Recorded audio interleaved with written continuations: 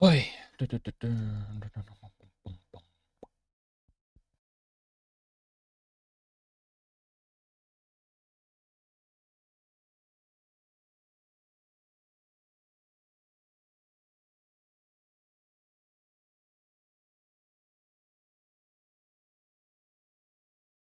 Cool. Okay. Ooh, echo. Weird. Okay. Sorry about that.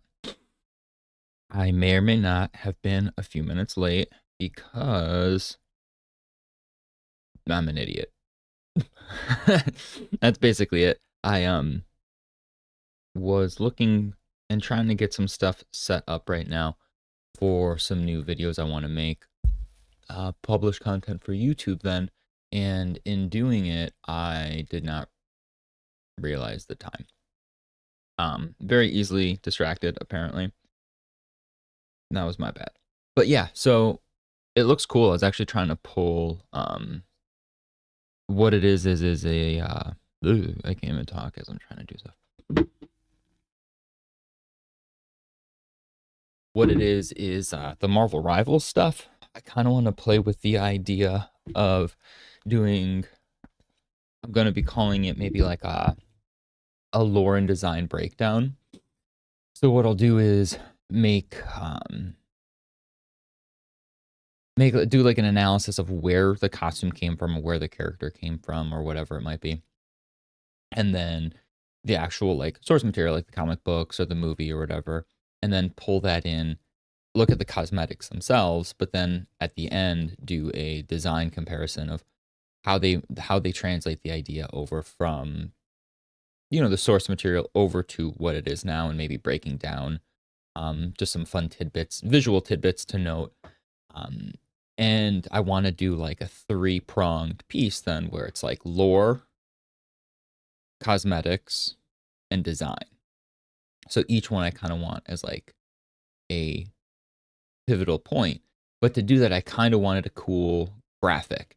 And I thought, what better graphic than the victory lightning bolt when you win in Marvel Rivals? So let me see if I can.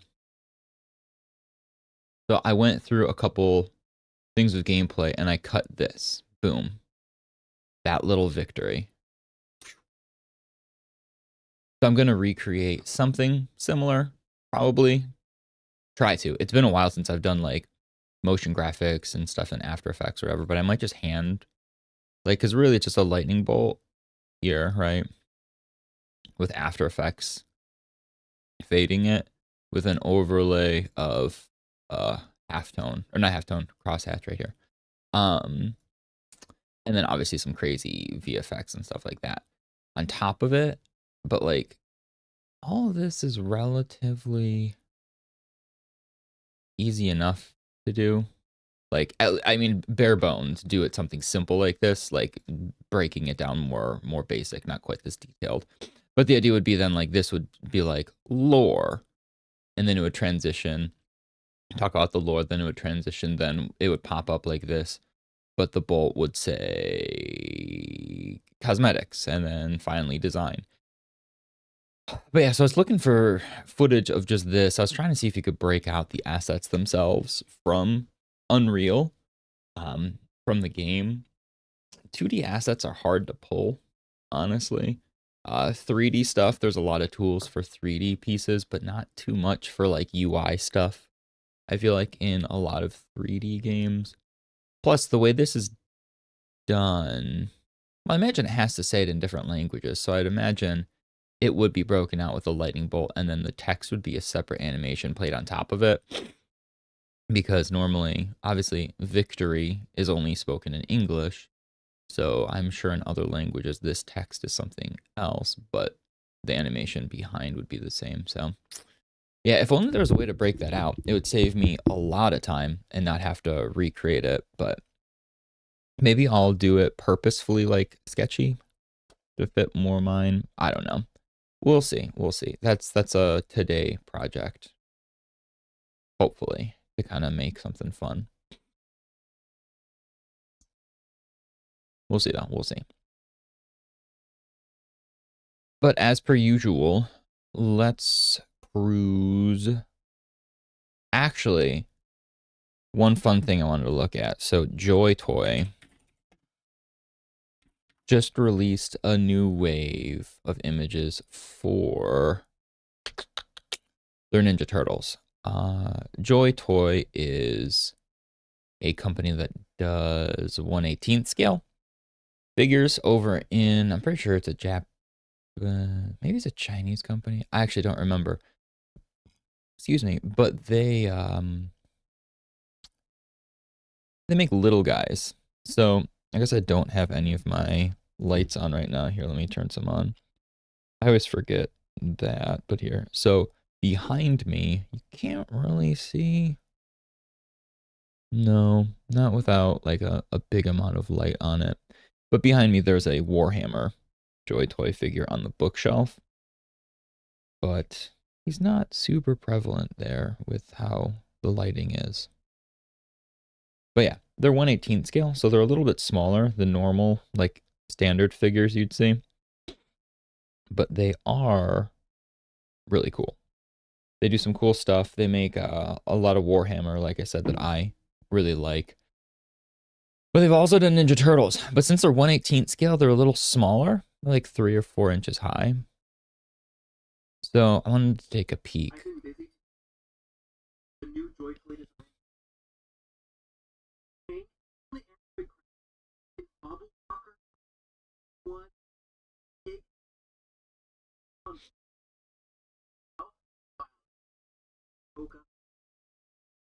The designer look a little flash.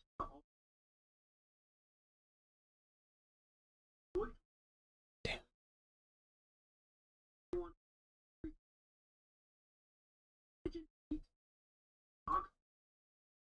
I mean, I don't know this guy, but he's not wrong. They really are killing it. Joy Toy's making some really, really cool stuff. I wish I could just, do they not just have the actual page?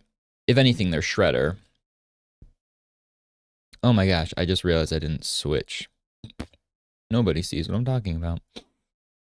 Anyway, these guys. Whoopsies.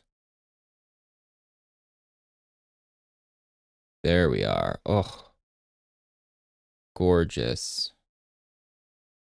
Look at that Krang. Yeah.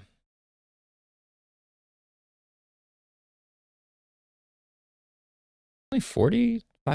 I thought he'd be more, actually. I forgot, Joy Toy doesn't ship to the US, though. That's what it is. So you have to get it through, like, AliExpress or other places like that, which always is a bummer that you can't just get it directly. But yeah, this Krang is really cool looking. He hasn't got much of a butt.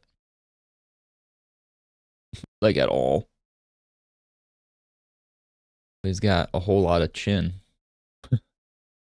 But yeah, the Slash. I'm a sucker for Slash. I've got a handful of really cool Slash figures. I've got one of my favorites is actually just next to me here on my left. The Super 7 ones. But they've got like this really cool blend Joy Toy does of like realistic but cartoony, right? So they're stylized realism, which is fantastic in a figure because really, especially with Ninja Turtles and a lot of toys nowadays, like I've got a lot of stylized stuff. The one I just pointed at, like the one beside me that's not on screen right now, it's the Super 7 Slash. So what that is he's very cartoony, right? Look at this. That looks like the old school Slash, like the original action figure. So having something like this and then something like that, very, very different. Oh, that's not the one. Very different energy. But I love it. Yeah, all of these, though, I have not been able to justify buying any of these. I've not actually gotten new figures in quite some time. I've been trying to, you know, not bust my load on too many figures. But anyway, so they look dope. One day, maybe.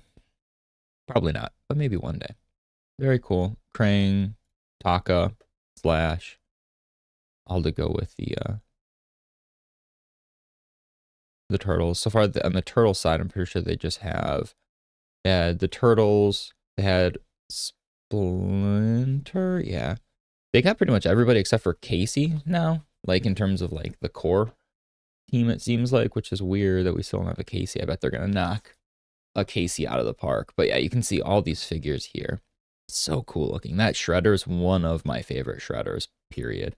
The silver with the purple just looks so good. The beefy shoulder pads. We talk about big and small, right? Like his arms don't look very big, but those shoulders and those claws, do you see the proportions of those claws compared to that hand and the arms? Gorgeous. But yeah, they do some really cool stuff. I just wanted to take a, I saw people talking about it last night and I didn't really end up looking at it, didn't have time. And I figured I would just take a peek at them this morning and whew, very cool. I have seen, like I said, a lot of people posting AliExpress links. So they probably wouldn't be too bad. Only like 40-ish bucks each, I think. For some reason, Slash was coming up a lot more money because he's dope. It almost looks like Slash. I wonder if they share a similar body. Now I'm looking at these. Oh yeah, they just use the same body. Base body. I'm not saying exactly the same, but if we look here, look at the shoulder, look at the arm texture, and look at the legs. They're definitely keeping up similar aesthetics where he's got like the spikes on Taka.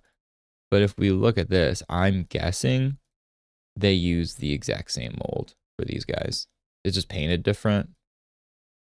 And if we look even in this height difference, his legs are wider, which is why he looks a little shorter, which is smart. But yeah, otherwise is the only difference is then Taka has these extra pieces. So it looks like he's got the spikes on him, but otherwise it's the same sculpt. Which honestly, the way they decorate stuff and the way they look, I'm cool with that. It still looks distinctly different. And their paint's pretty clean too. So there's usually some like dry brushing and actual like paint application to it. So you can see shadow and the different pieces pop. Like those scales usually pop a little better because the inset pieces that we don't really see too much are painted a darker color. What does he come with? Man, he comes with so many weapons too. Even a gun and the classic giant chicken leg, turkey leg, whatever it is. I don't know. And a throwback with the shield. So those are throwbacks to the game and the old toys, which is pretty awesome. When companies have clear respect for the source material, I'm always a fan.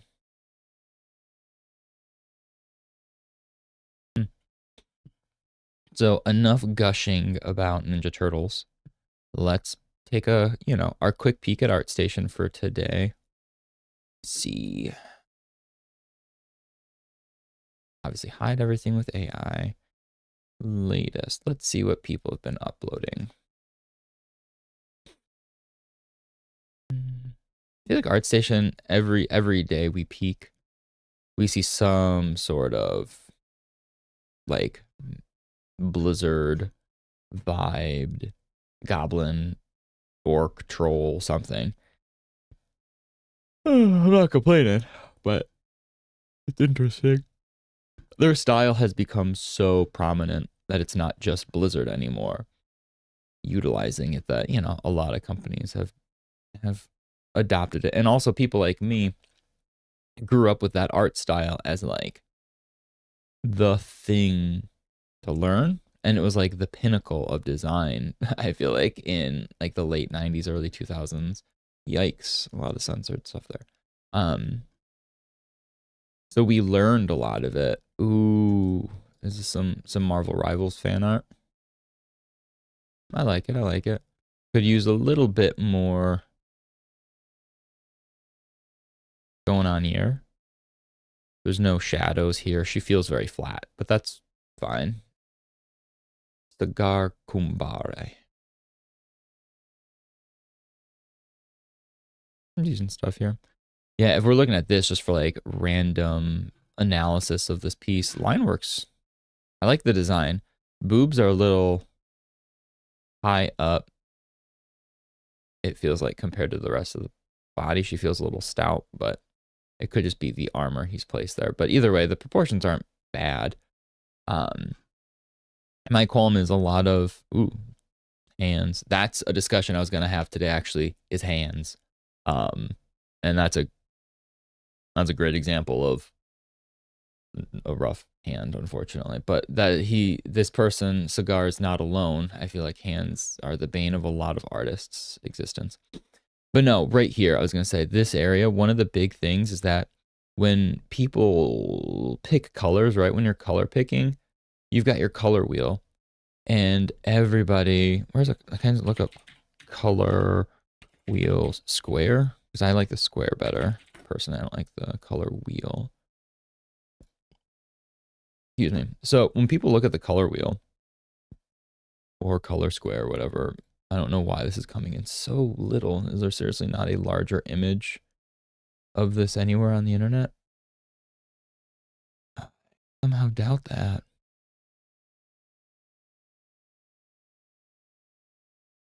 Well, anyway, so an image like this, right? Usually what people do, let's say they've got this color, right? This reddish hue, and they say, I want to make the shadow. An easy trap to fall in as a beginner is you just go, boop, darker, right? You just go from here to here. That doesn't work. One, shadows don't work that way, and two, color doesn't work that way in general. What happens if you're doing shadows, highlights, different things like that? You want to desaturate, or in a lot of cases, saturate the color in the process. So not only, let's say the marker was here, if we're going to a shadow, if it's this red, I would actually grab it from the wheel, move it like ever so slightly, like just a smidge towards the cool side. So we go boop, a little bit cooler. But then if we're here to start, I don't drop down vertically. I drop down diagonally. So when you saturate a color more for the shadow, it feels 1,000 times more realistic and it'll read a lot better. So in an instance like this guy's stuff, it's gray. So clearly they took the color of skin, which whatever, let's say it was here, and they just dropped it down. So what happens, it gets really dark and muddy looking. And that's the biggest problem when you do stuff like that, is they become muddy, not rich. And in a shadow, that can make or break it, where it becomes just a muddy color. Whereas if that person had maybe, like I said, played with moving to a slightly cooler, like when I say slightly, I mean like a couple pixels cooler. I don't want it to be like too drastic, depending on the style. And then dropping it diagonally to the right instead of just straight up and down when you're color picking, because it goes a long, long, long, long, long way. But overall, I'm always a fan to see any fan art. I love the amount of fan art now that we're seeing with Marvel stuff. As a huge Marvel nerd, I love that it's in the limelight right now. And I hope it stays that way. Mainly because I got some cool ideas for videos planned, and I really don't see that game going anywhere right now.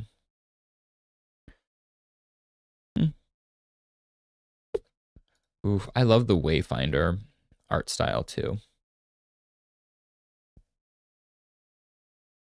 Such a cool game.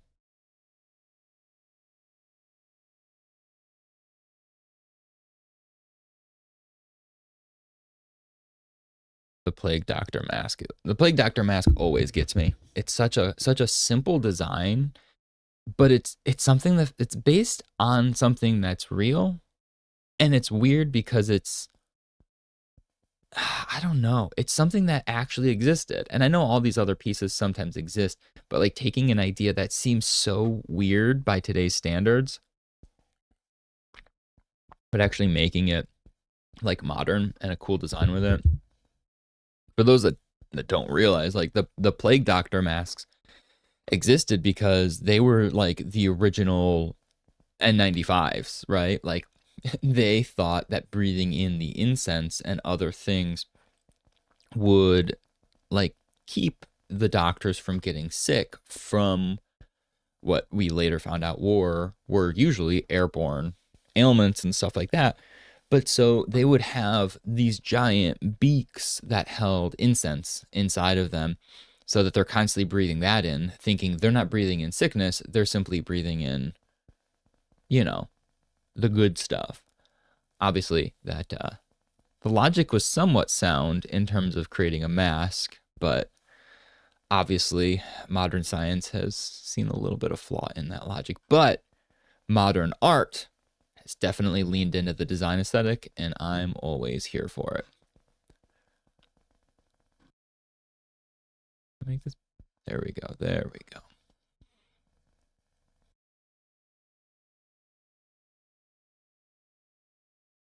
This doesn't make like any sense. These two horns with just like nipple tassels. Doesn't make any sense. 0 cents. Does it look cool? 100%.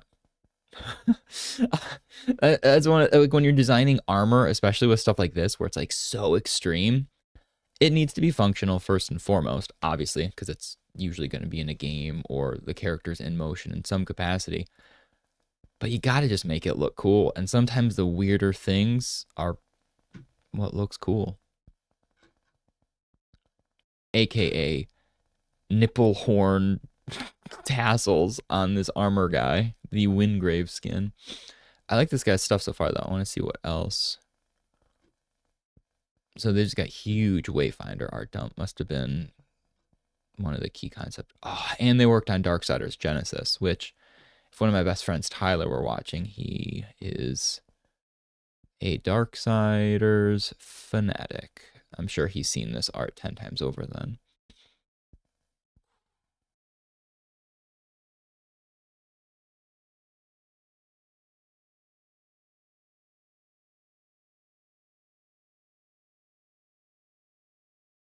I like how this character, the concept clue is working with like some sort of monster version, right? Like this griffin centaur thingy.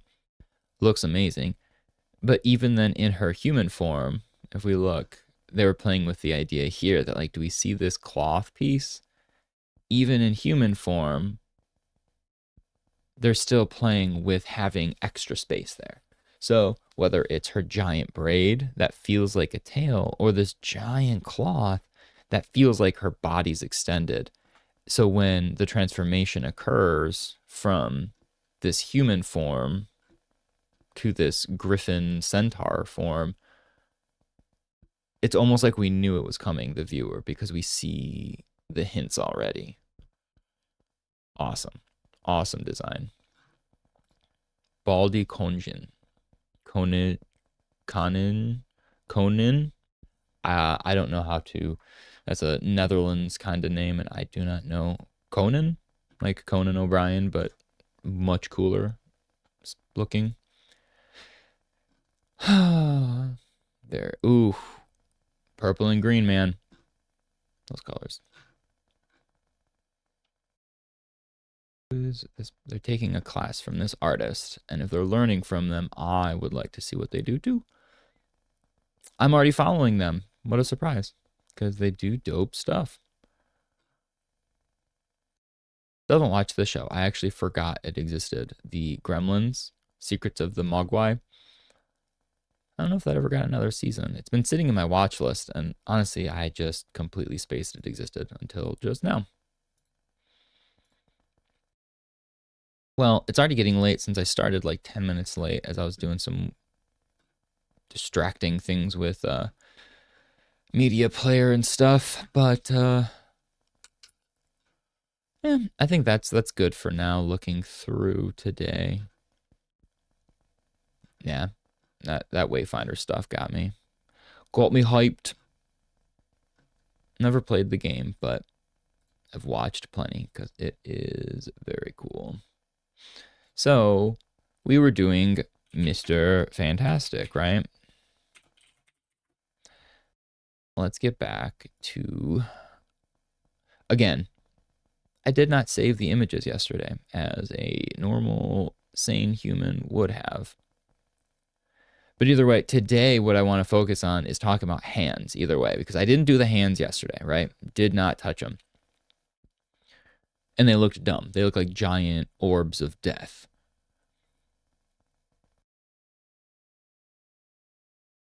But Marvel Rivals, Mr. Fantastic. Again, would have been really smart to save these pictures. But I did not. Get the face again. Yeah, again, should have saved the one where I saw his butt. So I actually knew what the design was throughout his whole body. I did not realize the new season is tomorrow. It said January 10th, right? And my brain just, for some reason, it was just Christmas. It was just New Year, right? Or at least it was in my head. And so January 10th, I was like, oh, next week at least, right? Maybe even further. Wrong. That's tomorrow. So I actually will have access to these guys, which is cool. But I wanted to get a video out tomorrow afternoon then, if I could somehow, by the grace of the Marvel rival gods, to capitalize on, the new season coming out. I really want it. Like, the designs are too cool. I can't not start making videos breaking this stuff down. So after drawing today, I know it's going to game, but I'm probably going to cut the gaming hella short because I've got other stuff I want to get done. Like that video, like trying to not the video, I'm sorry, the, that transition screen I want to make for the video. That's going to take some time and some getting used to because I've not been, like I said, back in any of that software in years. When I used to work for casino games, that kind of stuff that I used to do, again, for comparison's sake, if we're just looking, that kind of stuff, these motion graphics, did that every day, right? Like that was old hat, doing that kind of stuff, doing gold, making the number 7, like all that kind of stuff was pretty par for the course for me. But I also have not touched it now in a long time. At my old job at Enway, then what we did, it was funny, our technical artist who would do all this stuff, it was funny because I'd hand him off stuff that I made in 3D or 2D or whatever for him to use. And in doing it, it always made me laugh because I'm like, if you're busy, man, I can just do that. Like, because I actually liked doing that kind of stuff a lot, but in the 3D role, that was not my responsibility, so I didn't do it. Okay, so it looks like we got some good Fantastics. I don't really need a lot of these. What I need now are pictures of hands anyway, and I will show why that matters in a sec once I get everything moving. So if we swap, let me find iPad.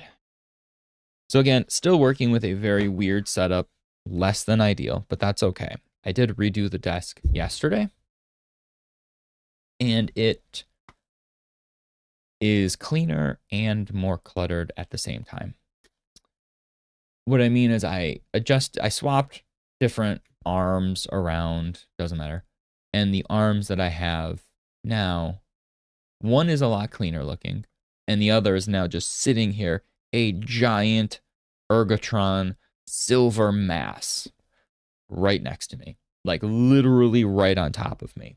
Is it ugly when you walk in? 1000%. Is it hopefully going to be really functional once I get the newer sketchboard in and I can actually just snag it right on it, my iPad onto the arm, and I can swivel the arm around, because using this right now, freeballing it, I can't get a good posture. I can't get a good angle. I can get better angles than the other stand that I had, but still not ideal angles. So we shall see. But for now, that is a next week thing. For now, I need to still work with this.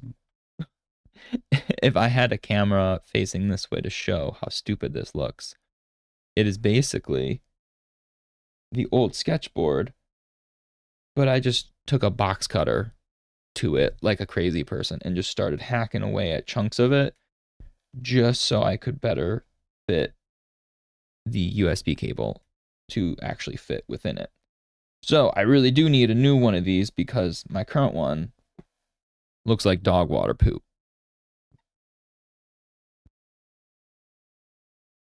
And it takes me like, as I'm sitting here this whole time, I've been trying to finagle this in. Whew. And each time I do it, I'm worried I'm going to break this cable. So that is not ideal. But it looks like it's working now, so that's cool with me. So right here we see Reed's hands, right? When I looked away and I came back looking at this last night, his head looked weird. It's really round. Because you've got this hard-edged beard and then this round-ass little dome for hair, which I did not like. So, thinking how I want to fix that, it was playing with the same kind of shape. So I was going to quickly change the hair just a little bit, just to make it more square. Because it feels like his head, if everything else is round and curvy, right? All his arms, his legs, everything is curvy. The attention is going to be all over there. But to make the other part of him stand out, we need to give some hard angles, right? If the whole same idea, like with design concepts, it's all pretty much the same in that you can't have a lot of the one thing, otherwise the one thing isn't special. And then your brain doesn't care. And that just like if everything's big, nothing is big. And just like this, if everything is curvy, nothing looks cool being curvy then, right? Then it's just like, oh, that's just the whole thing. The whole thing is curvy. Whereas if we kind of give some more hard angles to Reed's head, like this there, so if we cut sharp, sharp, sharp, right? All of a sudden there's break points, and obviously there's still a slight curve here. I'm not crazy. I'm not gonna make it. I'm even trying to think of a character who's got like a flat, super flat head. It's not gonna be Guile. This is not Guile's hair, right? Guile, the Street Fighter, face like this, but his hair is like the mohawk that just goes whoop straight up. But then they give him a bang, so it's like, nah, look, it's a little different. But he's got that big old flat top. Look, I'm Guile. Right? We're not drawing Guile. Long way to say we're not doing him. Yet. I love Street Fighter, so I will be drawing Street Fighter stuff at some point. But right now, we live in that Rivals world. So that doesn't like look amazing, but it definitely feels better to me right away that it's not. It felt like sometimes when things are like nebulous and round without like specific reason, it just feels like you don't know how to do the thing, right? Instead of having like a command over the space, it almost looks like you're floundering and hoping we're not paying attention. Whereas if you do hard edges sometimes like this, it's a thing of confidence saying like, no, this is where it cuts. This is the angle it should be. I trust my design and I trust the look of it, you know? Whereas if it's all wishy-washy, it looks less confident. And that's one thing I feel like I've been working on with my 2D work. It's not quite the same as 3D then, but it's the confidence in the thing you do. Because you don't think it would come across, right? You're like, this is just a drawing. It's cool. It's just a picture. How can we see confidence? You can. If you're not confident in your lines, in your strokes, in your placement of everything, it comes across and you can feel it as the viewer. You feel the uneasiness, you feel the indecision, you feel the lack of confidence. It's hard to explain, but it's one of those things that you know when you see it. You know when it's not a confident line. But yeah, so smack a little confidence up your butt and get better with that.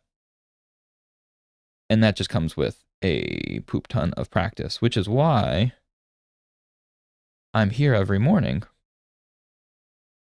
Because how am I going to get better? I'm going to do it a shit ton. 2 hours a day, right? 2 hours a day means how many hours in a week, which means how many hours in a month? That's a lot of time. And I'm very fortunate that I can do that. So there we go. There's Reed. I don't like the head overall still. I'll reassess this later. Speaking of confidence, I put them down with confidence. I'm not looking at it with confidence, but it at least looks better than the nebulous round shape that we had earlier. I think part of it is this shouldn't, again, if we're simplifying shapes, it's becoming overly designed, the back of his head. So we need to just kind of, there we go. Cool. I'll need to look at other angles that they've made his hair because I can't really pinpoint. Like all your hair, usually you've got a spot in your head that generally hair kind of radiates out from. And I don't really grasp what I'm looking at when I look at these 3D, like not mock renders, but like not fully rendered.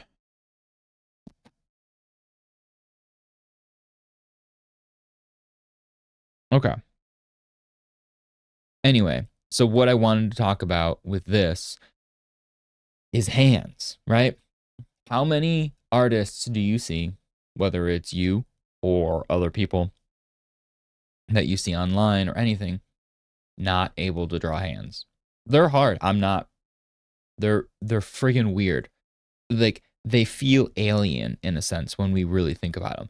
These things with like all of these little joints and things that can move in so many contorted ways, and the fact that our palm can also crunch in different ways is so weird that like it can be both square and round depending on how you're moving your hand. Like we talked about the other day too, that the wrist actually can form straight into the hand and the forearm depending on angles. The thumb is just a weirdo who can do whatever he wants. Like, thank you, evolution, for giving us this, but wow, what a weird hunk of meat. And with our weird hunks of meat, we we do always mystify the hand and say, wow. But one of the things I always think about is what is one of when you know something really well, right? Like you absolutely have it down. What is the phrase people use? You know it like the back of your hand, right? It's the back of your hand. You know it intimately. You see it all the time. Everything you do, whether I'm at the gym, even if I'm going for a walk, I usually see my hands a little. If you're eating, if you're sitting here drawing, if you're on a keyboard, if you're playing a sport, if you are reading a book, if you are, playing with your kids, if you're doing all these things, what do you see still right in front of you? It's your hands. You know them like the back of your hand. So why don't we know hands like the back of our hands, right? And it's such an easy thing that we have reference everywhere we go. If you want to see what a hand looks like, sure, maybe you're born with 3 fingers, or you don't have a normal shaped thumb, or all these things, or, whatever. Most part, we've got reference right at the literal tip of our fingers. So when in doubt, you just draw what you see. You see it, just draw it. So I wanted to do that here. What I'll do is I just grab my phone all the time. Just grab my phone and I take a picture of it. It's literally that easy. So if we're going to look at Reed here, so we've got this hand. Let's look at both hands. So this is his right hand, right? How are we going to pose that? So normally, right, he's crunched. He's clearly like ready. But I imagine his one fist is like ready to punch the back one, right? So full fist, closed knuckle, like closed, kind of flat. Whereas the other one is like a little different fist, where it's like the I'm ready for action. I'm in the middle of closing my hand, not ready to punch with my hand. See how there's like a slight difference? If you do that yourself with your own hand, you can see that like, I'm getting ready. And I feel like your hand becomes more angled like that. You see that descent from like pointer finger to pinky. Whereas if you go to punch, you clench that sucker because you want it to be a flat punch, right? So what we'll do is I'm just going to make that pose, right? And now it's hard sometimes doing it yourself. But if we go to make that pose, I'm going to take this picture and you guys are going to be like, wow, you got such an ugly hand. Don't worry about it. And let's see. So if you're going back, it is weird, I will say, if you have like a tripod or someone there with you, 1,000 times easier.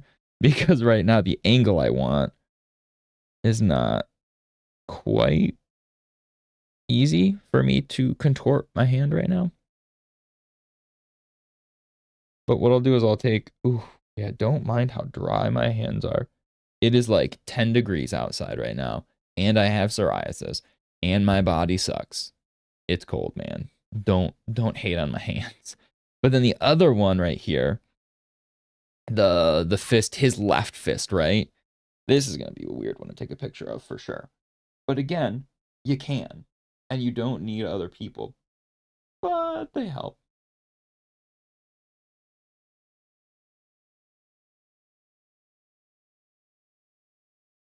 And you're not necessarily using it as like the end all be all to copy or trace it. Sometimes you do it just to get a better visual in that space, right? So here, I just took those pictures. I'm a fan of using Discord because Google Drive is weird for me. So I always just text myself pictures. So let me shoot myself some of these pictures, slap them into Procreate, and if they look ugly, guess what? You just take a new one. You literally can just keep doing it. Who's gonna stop you? I'm not. I'm not gonna stop you. Take 100 pictures. I mean, you'll get bored, but do whatever you need until you get the job done. So, apparently Discord was not open yet today. Boop. Let's look at texting myself. Save image. Oop, wrong screen. Don't look behind the curtain. Save image. I wish there was a way to bulk save images with Discord, because here's a few.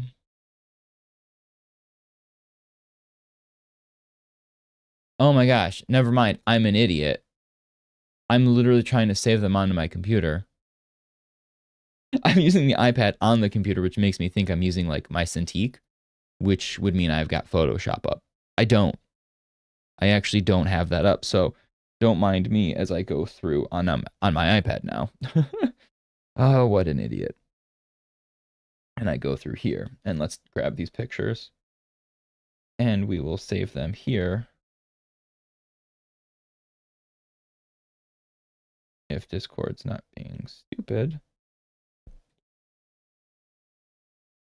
Save failed. Please check your system network.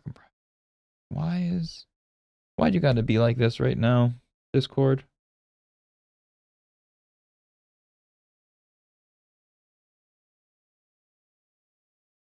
What is going on?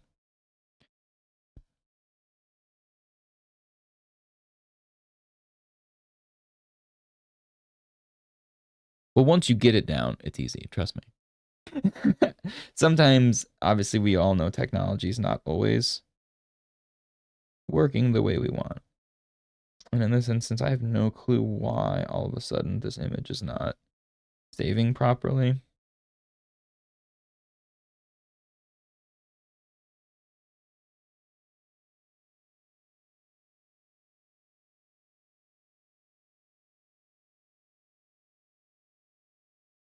So it's not letting me save it directly, but if I open it in a browser, some heads up, if you do the Discord route like I'm doing, go to Discord, go to the image, save it, or open it in a browser and then saved a file. Why that's making it different, I have no freaking clue. Like, skip the middleman, right? Come on.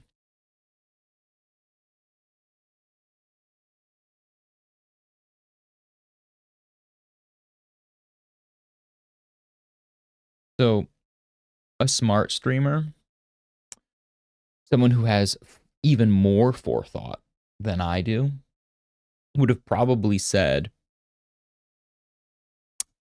hey, let me take these pictures in advance. Hey, let me get all that ready. I didn't. So here we are. You got to deal with this.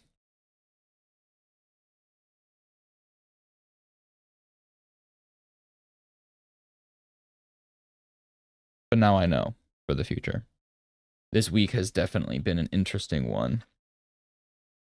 A lot of... You learn a lot by doing this kind of stuff back and forth, back and forth.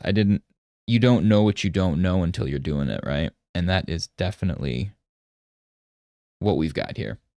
I don't know what I don't know. But okay, so now that we've got those pictures saved, hopefully I can pop them in here like I wanted. So let's insert a photo. And it didn't save them all. Oh my gosh. Well, we've got one of them. So we're going to import one and kind of get the idea.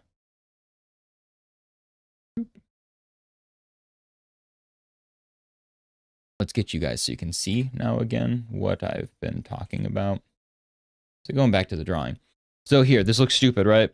But there's a big old hand here. Let's drop the opacity so it's not like blatantly intense. But so you see here, boom, immediately just took a picture of your hand.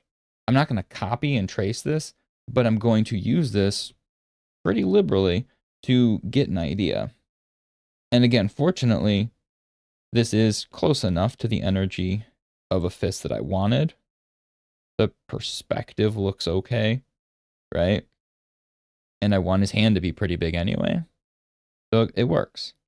But so again, when people complain and say they don't know how to draw the hand or don't know how to do this or that, look how easy it is. Watch, I'm gonna do this on a different layer, right? Pop this up on a new layer. I'm just going to draw over this. Easy, right? So if we look at this hand and we're gonna simplify the hand, right? So we'll keep this curve. And what happens here? We've got like a chunk here. You don't want to, again, overly detail. You've got the fingers that have this nice arch this way. I'm a sucker for the stupid @ symbol for your knuckles. Don't mind me. And sometimes this is going to look way too realistic because you're just kind of copying directly.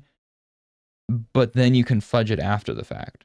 So you're not even tracing someone's art. You're tracing you, right? Like if you're scared of a hand, just draw your own hand. It demystified the fear of drawing hands because they're really not that bad. But worst case scenario, again, you literally have unlimited reference at any point. So here, you'll see that I am going to be fudging a little bit already just to get it to look a little more cartoony. So the thumb goes down. So let's do hard to curve. So that hard angle and then a curve. So obviously this is not exactly the way it looks in the picture. And I maybe want to like amplify the perspective here so you kind of like fatten the thumb.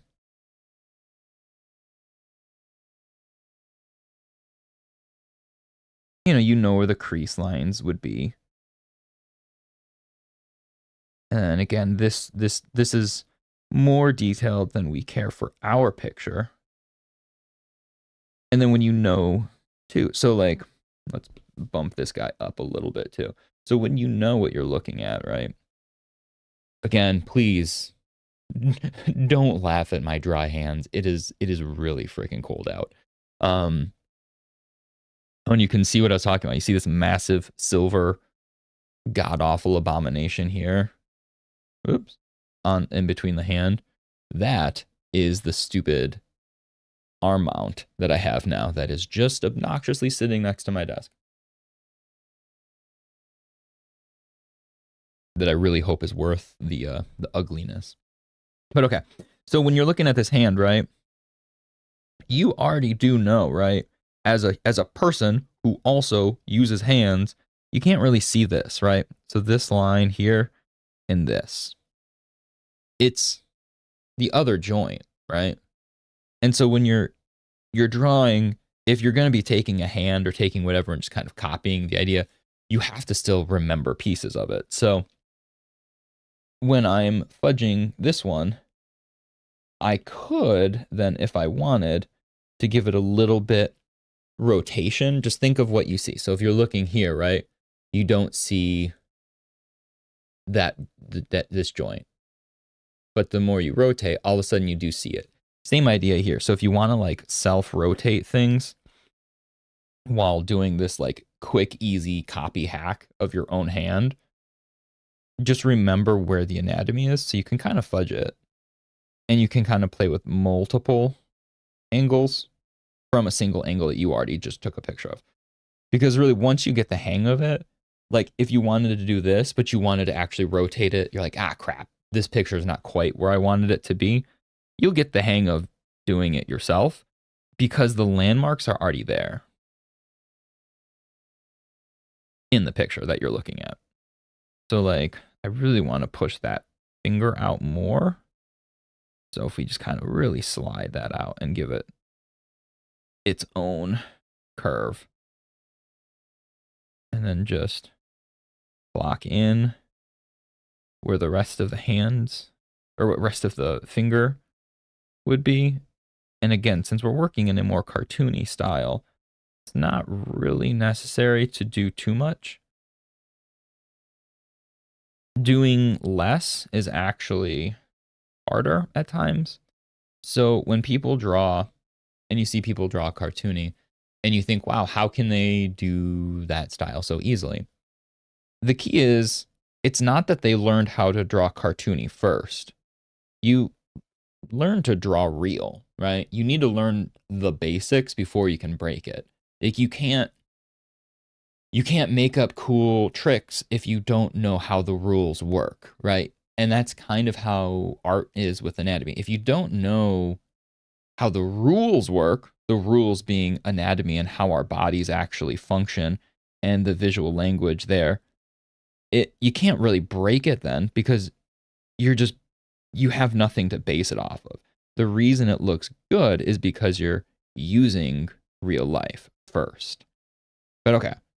So literally right there, obviously I was talking and going through a lot of things, but think of how long that really took and how many people complain about hands, complain about this, complain about that. If you really want, that took minutes at most. And that was me talking about it and really weirdly going over too much. But like we remove this picture and you can kind of see. So is there any visual like landmark I didn't block in as a reminder? Yes. First and foremost, I see two things. One, I didn't even draw the line to allude to the pinky. But also, one of the core things, so when I'm drawing hands, let's say you've got like a hand like this. This is just stupid, right? Fingers, thumb. To sell the shape, what really helps is giving the backside. So like right here, because even when you do this, right? If you look at the lighting of my hand right now, it's this guy, this piece right here. So the side of the hand is super noteworthy. So all you need to do is do something like that.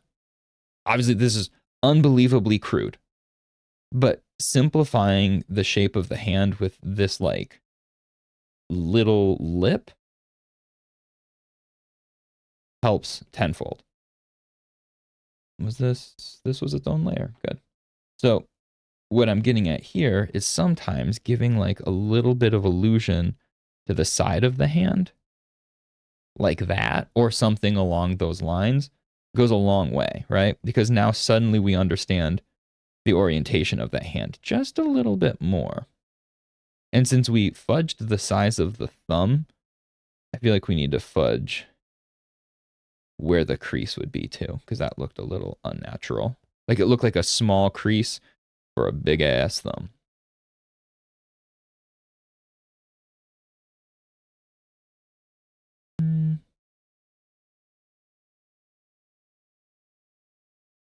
So right there, hand pretty much done.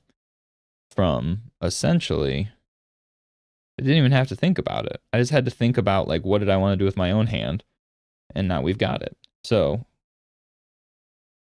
let's see how we can conform it to fit a little better. And, you know, maybe use the liquefy brush if we need, because it's the greatest thing ever. So already, let's just erase this hand entirely.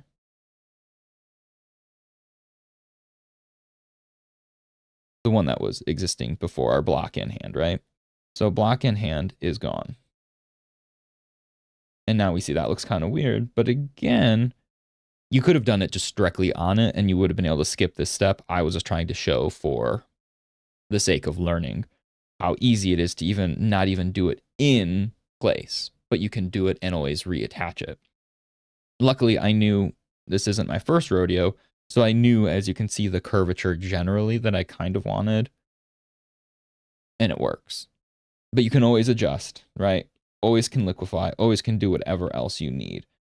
So for the sake of illustration, I guess right now, I can show what I would do, because again, liquefy is the greatest tool invented by digital artists or digital artists. But so I'm going to keep this hand, right? Because I like it. It's clean. It works. But what if I didn't like it? Again, get that old liquefy. Let's say, what if like the hand needed to be thicker, right? We were like, man, you know what? That hand looks cool, but I really want to play with how goofy Reed Richards' hands can be. And again, even if you like the design, if you remember the other day when I was doing the head, right? I didn't know what I wanted the head to look like until I did it. So I thought the head looked good, and then I liquefied, and the head got warped on accident in doing everything else. But in doing that, all of a sudden, your eye goes, oh crap, that's actually pretty cool. Like that works. And so doing stuff like that is sometimes, even if you think you've got it,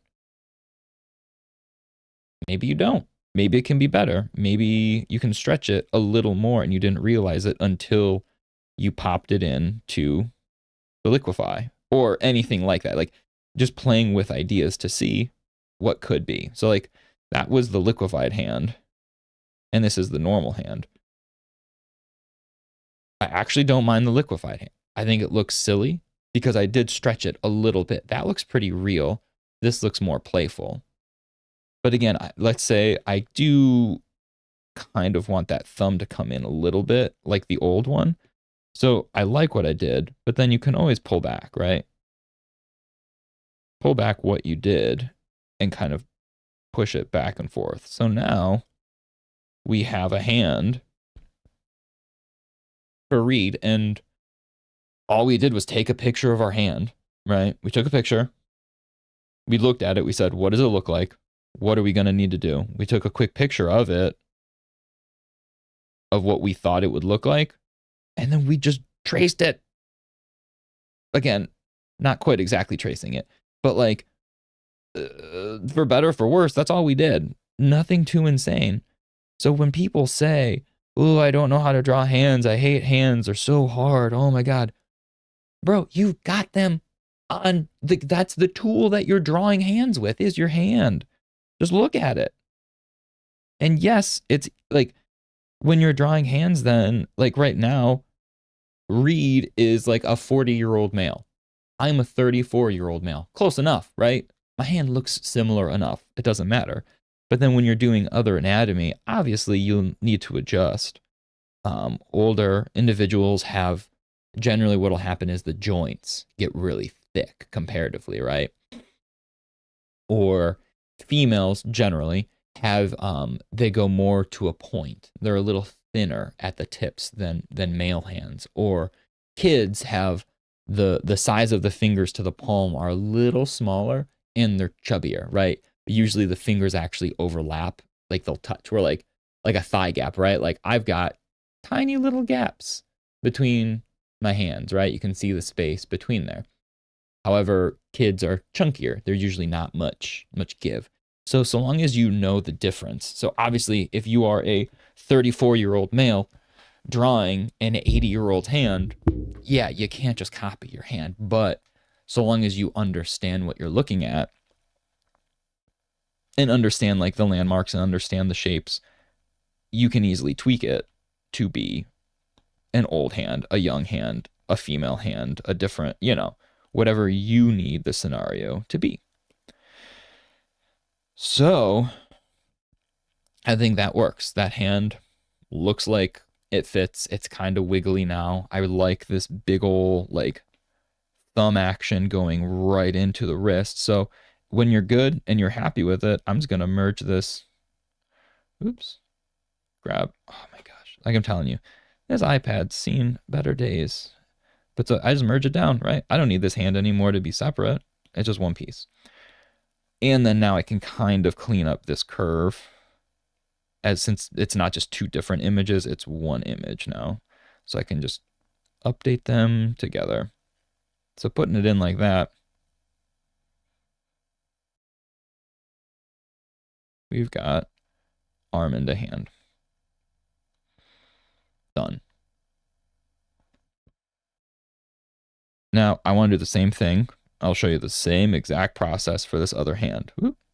I don't think my hand reference I took is going to line up quite as good as this one did, because it's really awkward sitting here at a desk trying to do that. But what I can do is pop off this so you guys don't have to watch me be an idiot learning how Discord works. But yeah, so if we're just back to here, give me a sec as I pull through and see if I can get that picture. And if it doesn't look good, I will just take a new one real quick.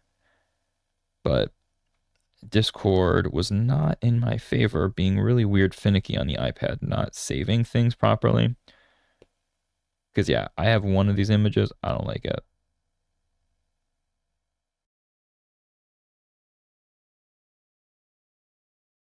You know what? Let's try something though. I don't like this, but what if I'm a fan of liquefy? What if we don't liquefy the drawing? What if we liquefy the source material, right? So we've got the hand. I wonder if we liquefy the hand, but let me double check Discord that I didn't have. I had a couple pictures. Let me see if there's one I like a little more.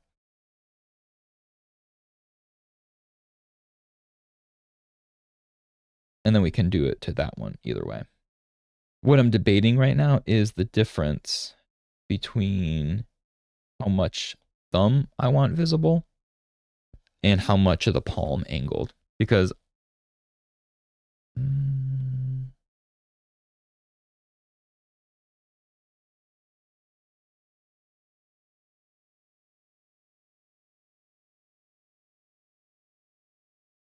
Discord's saying it downloaded it, and then every time I go to my library in the downloads, it is not there. That is not helping me. Come on. Yeah, those are 3 pictures that are not what I want. Okay. I'm going to try this for like 10 more seconds, 20 more seconds. And if I don't get it, I don't get it. Game over, right?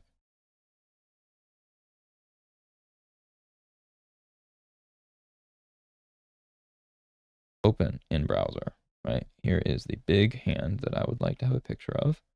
Download it. Save to files.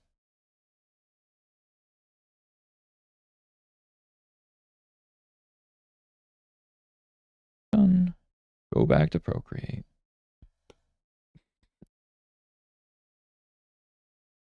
It's still not doing it. Okay. I don't care. Let's just do it. Let's do the liquefy of the hand picture then, and we'll go from there and see. So here we've got a picture of my hand again. Not the prettiest hand. Don't judge, all right? Again, you come live in 10-degree weather and you tell me it's fine. But anyway, so we've got the hand. Right now, since we've got the image, we don't need half of this crap. I'm just going to half-ass erase it just so it's easier for us to focus on the shape at hand. Sorry. I couldn't help myself.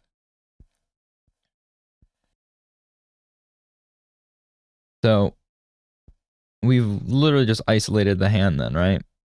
That's it. That's my ugly ass hand. No big deal.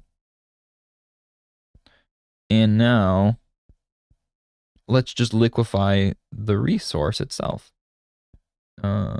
So for those that don't know, if you're doing something like this, right? So you see the bounding box is bigger than what I made. That means there's some sort of pixel that has information somewhere on the left side, and that's why it's pulling it. So what I'll do is I normally just do this because it's usually like a dot, and I just don't see it. So let's just keep erasing until it's just a square. Just easier to manipulate. So obviously we want it pretty big. This is what we established to be a big hand here. So we've got big ol' reed hand. Not bad, honestly, right?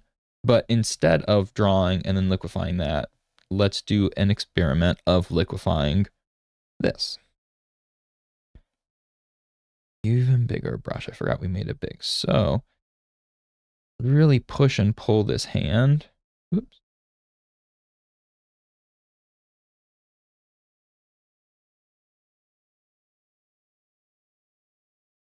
So you can see, and this looks hideous, but I'm sure you get the idea that like the liquefy tool is breaking this image 100%. Like this looks hideous in terms of detail, but that doesn't matter. We're drawing the detail, right? We don't care. This is just reference.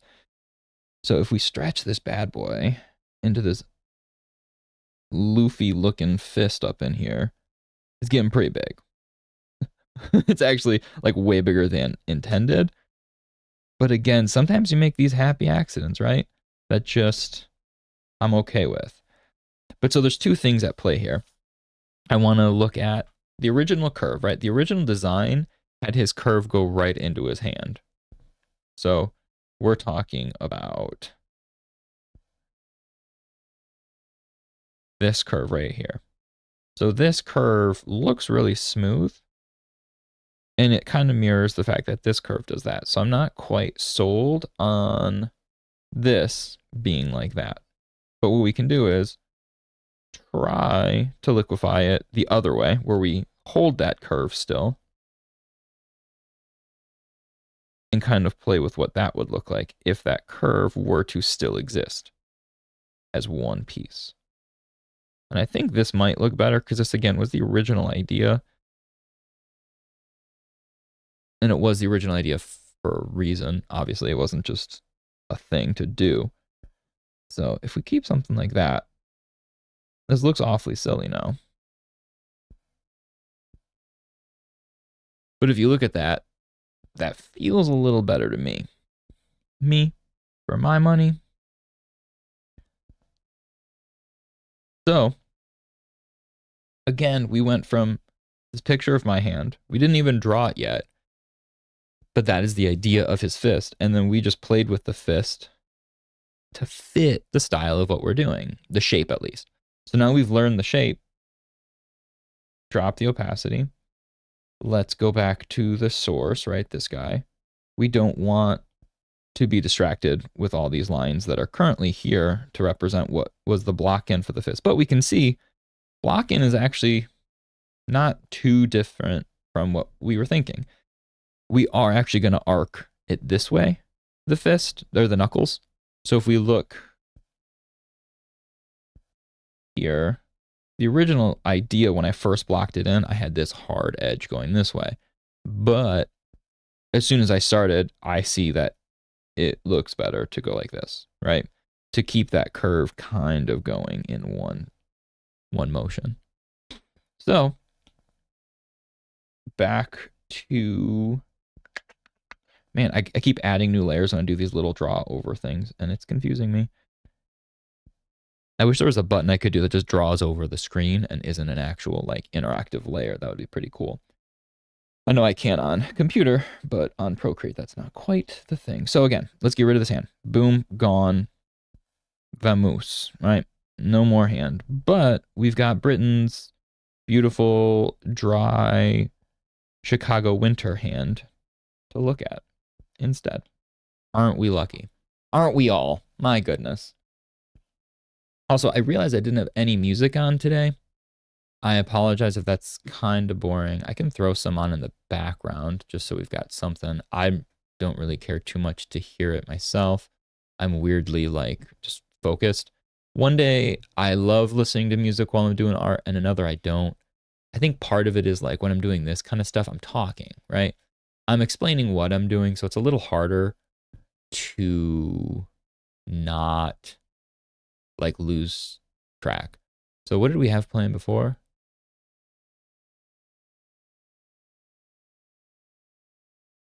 I don't know if you can really hear that, but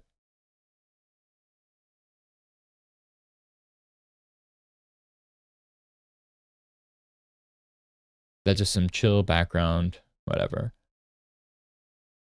Let's 30 decibels. That's cool.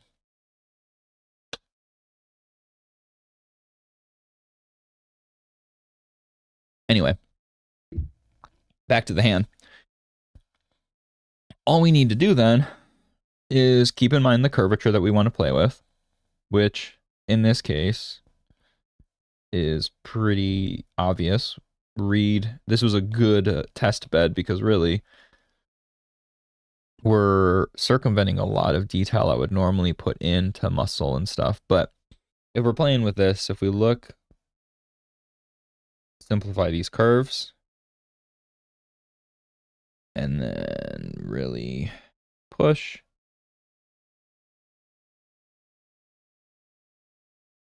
Push.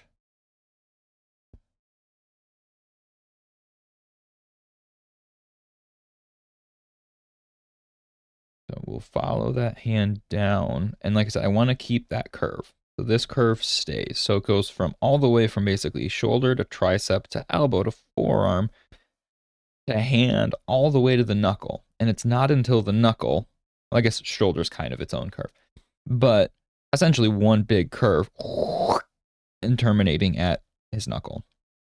And I'm debating if then, so normally, right, you look at this and you're like knuckle, knuckle, knuckle, knuckle. But we already simplified. I like to kind of simplify because normally you want your pointer finger.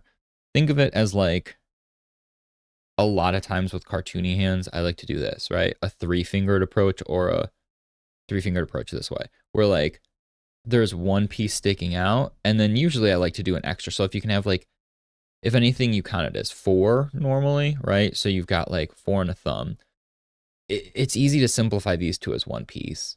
And sometimes when you're really getting simple, you simplify these 3, right? Pinky, ring, and middle, and then pointer is its own, pointer and thumb. It's easy. But again, if you want to go a little fancier, I like that.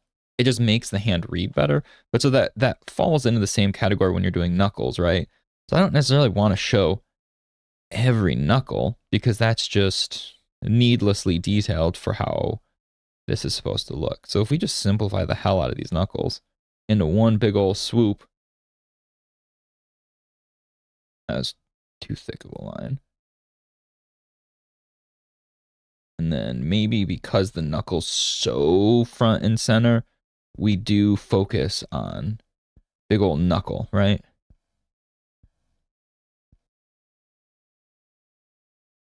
And really play with the crease maybe here.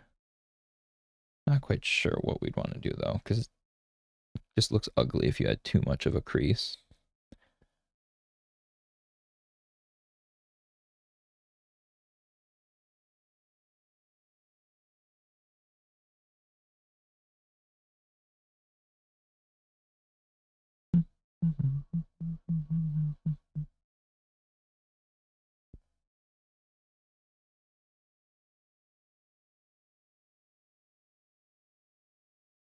Sometimes here, instead of doing knuckle then, what you can do is like the tendon.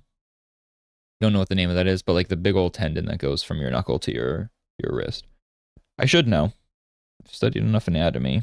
Literally took anatomy classes all throughout college and then have books surrounding me right now of anatomy. But you know, names aren't important. It's knowing they exist.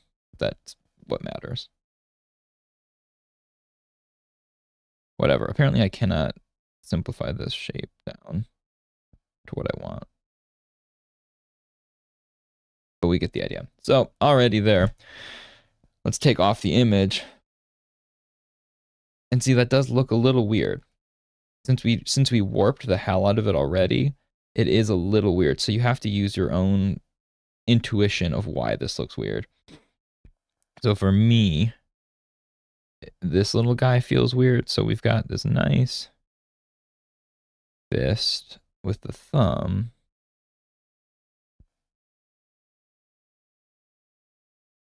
Right here, we need to maybe, oh. Y'all saw it. That was brush mode still, and it just started erasing. I swear it's not me, the iPad.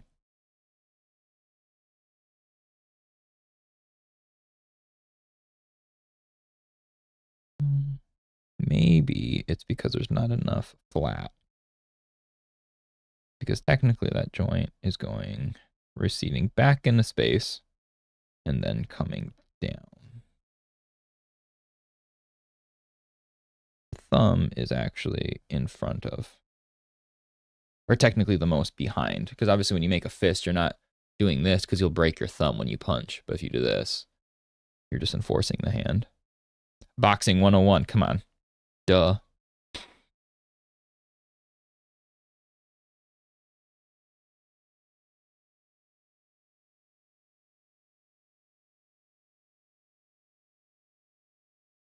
Yeah, this space right here is still looking weird. Don't know what's happening there. What if we curve a little more? What I might do just for my own mental sanity is try drawing over just my original hand and then liquefying it, because I'm worried maybe I over liquefied it and now it's looking ugly.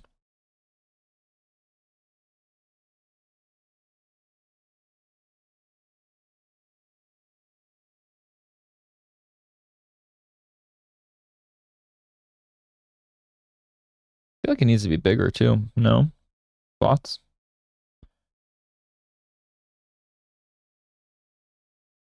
Not by a lot. But like,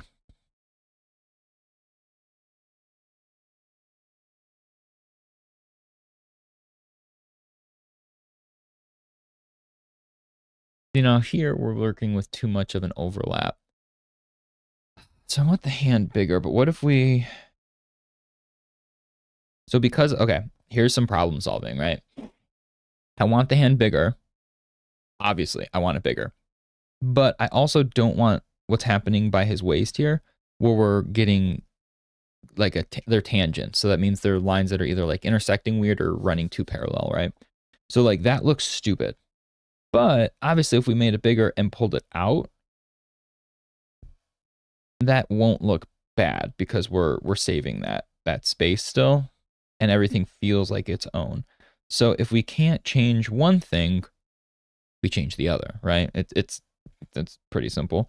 So if we can't change the body because it works, what if we change the arc of the arm to better fit now where we want the hand? So if we get rid of this arc, not by a whole lot, right? Just a little bit. We're just readjusting it slightly. Frankly, we could have liquefied it, since that's apparently the thing to do these days with me. But now we just reconnect these in a curve that we like more, that fits the space. So now he's just charging up even further back. But again, let's really push that thin to thick. There we go. Really thin. Really push this back in space.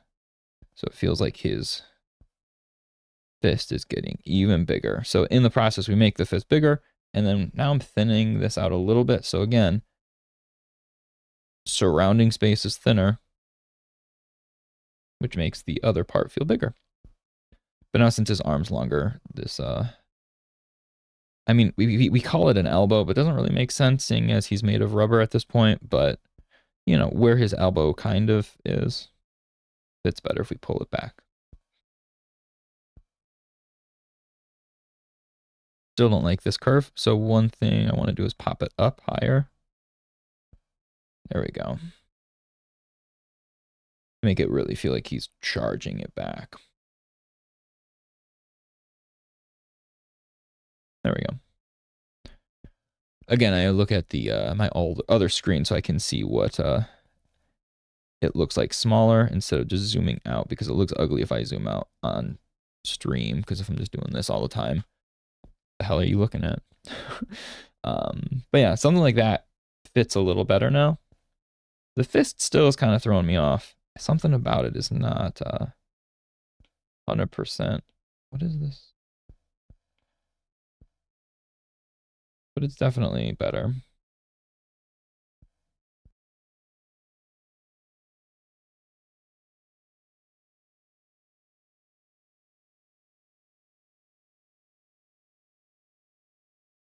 Honestly, I think it can go thinner. More. But yeah, definitely thinner. So since we were talking about liquefy, let's just liquefy it then, right? Let's take it, liquefy this brush, and make it thinner. Because this way we can still kind of keep the curve with liquefy. But we're just making it even thinner.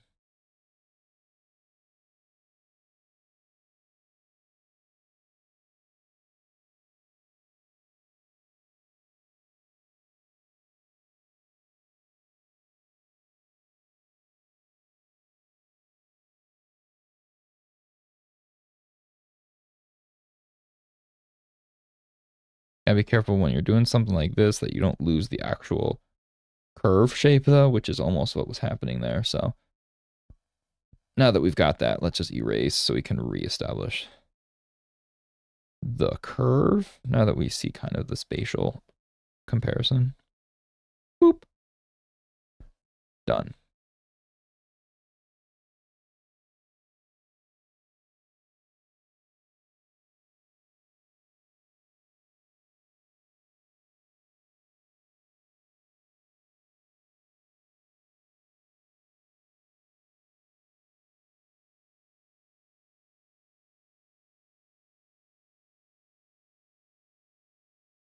Oh, it looks weird. I don't know how to fix this.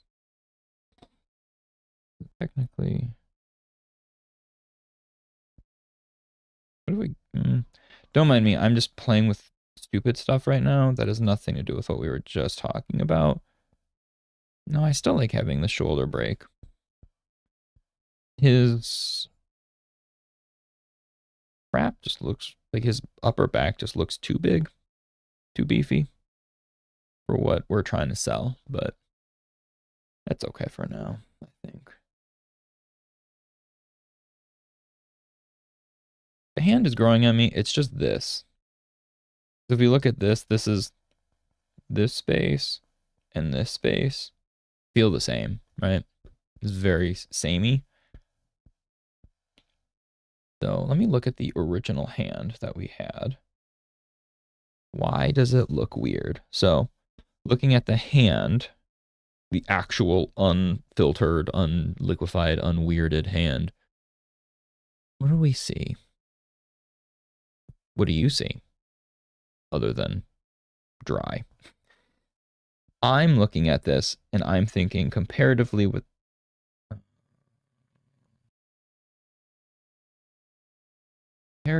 what are we seeing?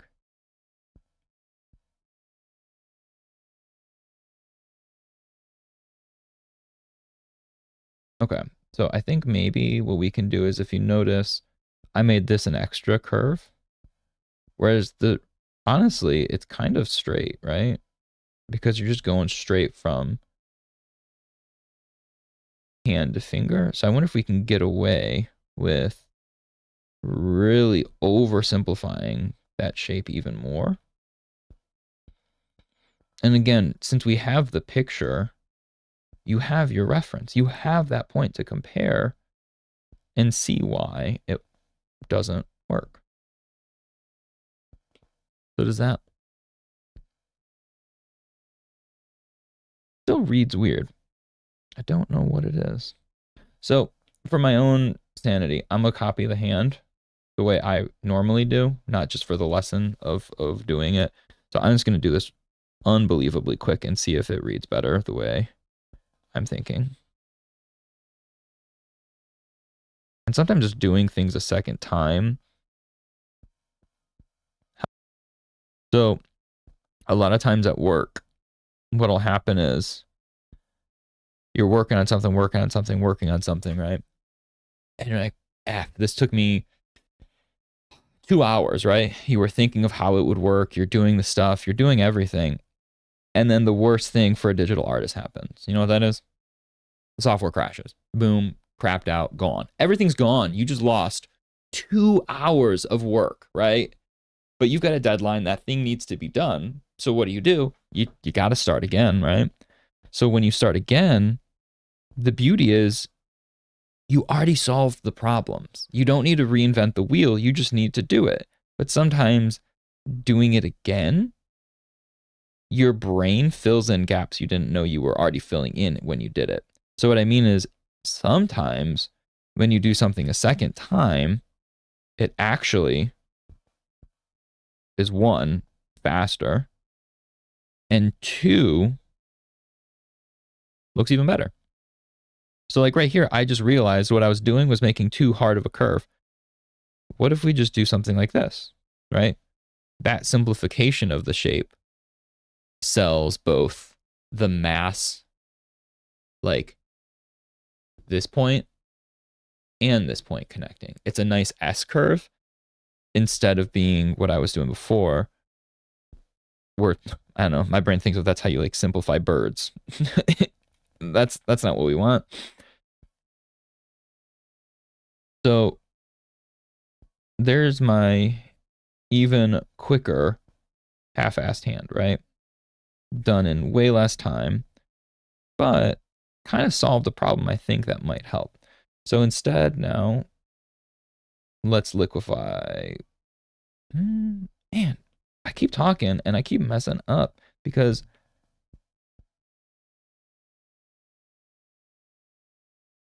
I think what we need to do is maybe sell this knuckle. That's what's throwing me off. That it needs something here.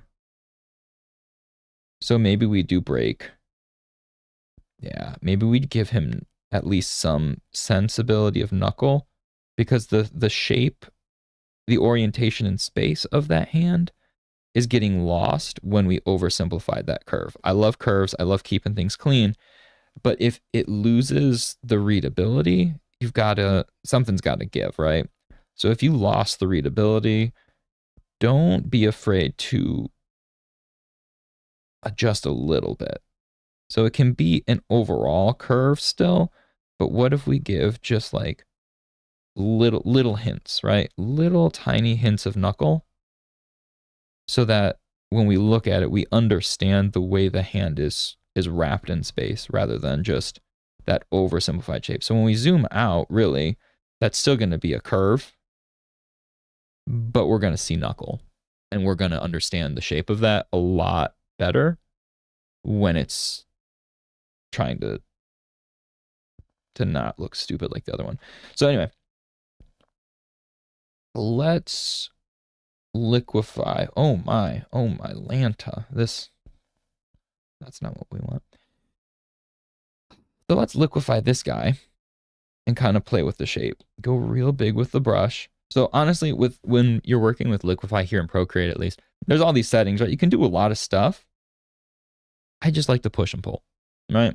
You can do other things. You can twirl it. You can pinch it. You can, like just overall like expand it, which is always fun to like round it out. I usually just push, right? Ooh, that got overly pushed.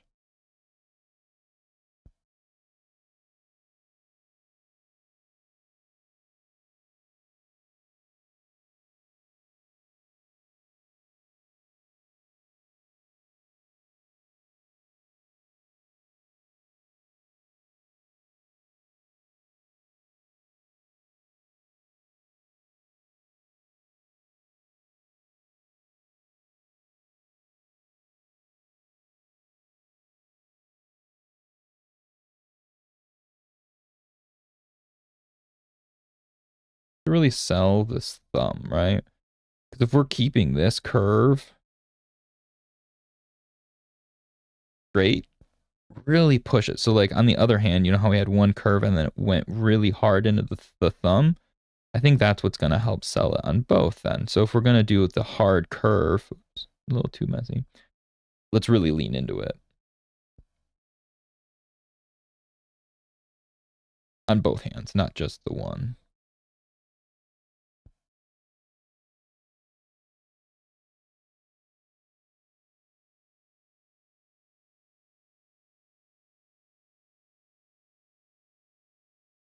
A little bigger.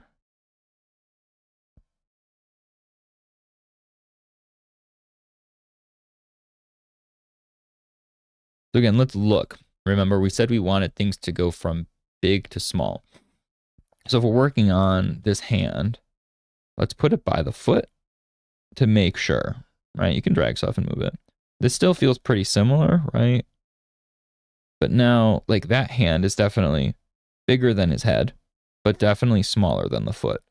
So then spatially, we still are okay with going foot, hand, head, hand, because the space and the sizes that they take up in space are different.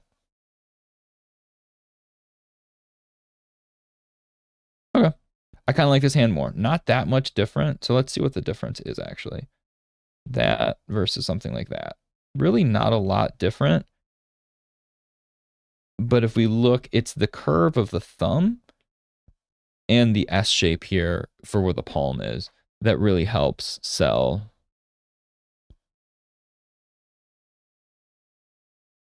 Oops, sorry, I had like 38 things notify me on my phone a second ago.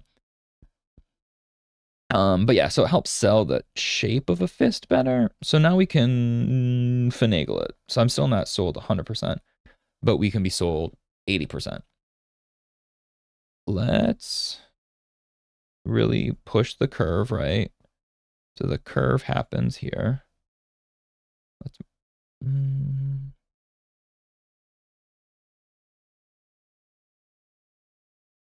merge it down so it's easier. Oh my gosh. I like that when I'm on here, there's proof. You could see that the eraser image was showing, but it was still just drawing. It's driving me crazy.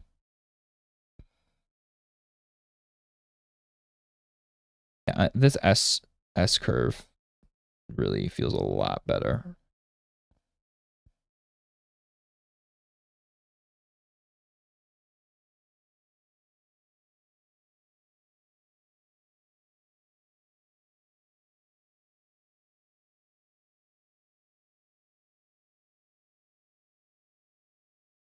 He have, yeah, his outfit already has, like, it looks like there's, it kind of is going to go like this. So I don't really need any of these knuckle, like the tendon lines to really sell anything because the outfit's going to do that for us, which is cool. Thanks, Marvel Rivals, for doing that, making it easier. So again, we'll just finish this curve the way we wanted originally.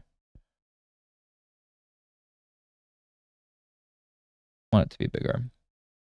So if you notice when I flip stuff upside down and do these weird things, it's because our arms naturally have like a position that's ideal for us, right? So our arms aren't like, your movement is going to feel the way you want your movement to feel. It's not going to be the same for everybody. So for me, getting this curve, I'm not good at doing a curve this way. If you see, it's wobbly, but my arm is much better at doing curves this way. So I flip my canvas upside down, left side, right, doing all these things just so I can get the shapes I want more accurately out of what my body is capable of. So don't try and make things the way you think they need to be. Just adjust it to what your body tells you works for you. Which for me says, put that shit upside down. So I did. Cool. Okay. This, we did not get a lot done today either, but I wanted to really drive home that lesson on hands, right? Demystifying hands. And again, we're working with Reed Richards. He's got a lot more leeway with his hand shapes because they're all rubber. So I feel like this was a prime example to show, like, hey, this is easy to do.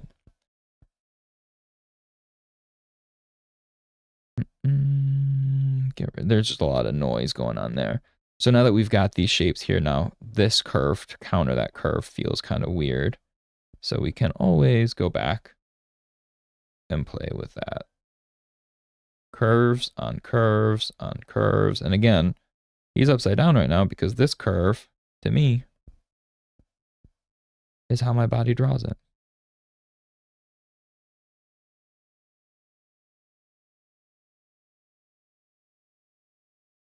And we still have this, right? This space here, which works. So before, one of the problems, if you remember, that I was talking about was it was going to overlap here too much. And if that happened, it wouldn't stand out as nicely. So you want like a clean silhouette. So we still see part of the hand this way. Whereas if the hand was cutting in all the way, it would have been lost. That silhouette would have been lost. And then it just looks ugly. That's a tangent directly onto something. You want each thing to kind of be its own. If the hand shared essentially the same line as the stomach, how can the stomach feel unique and how can the hand feel unique if they're both part of the same? Right. So, I mean, we took like, what was that? An hour and 15 minutes just to show hands. But really, at the end of the day, you saw the process of drawing those hands. It wasn't that long, right? Took the pictures, formed them the way we wanted, adjusted, readjusted, took a peek again, and you just kind of go from there. Excuse me. And now I've just kind of zoomed out and I'm looking at the picture itself now.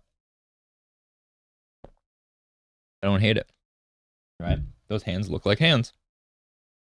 They look like they can do some damage. And then now we need to do a foot that can also do damage. But feet, honestly, nobody gives an F about feet. So long as they don't look like blatantly wrong, you can get away with a lot with feet. We already went over yesterday kind of like the overall like shapes that make up a foot. Like you just need to not F it up. Whereas hands, yeah, hands you can F up a hand real easy.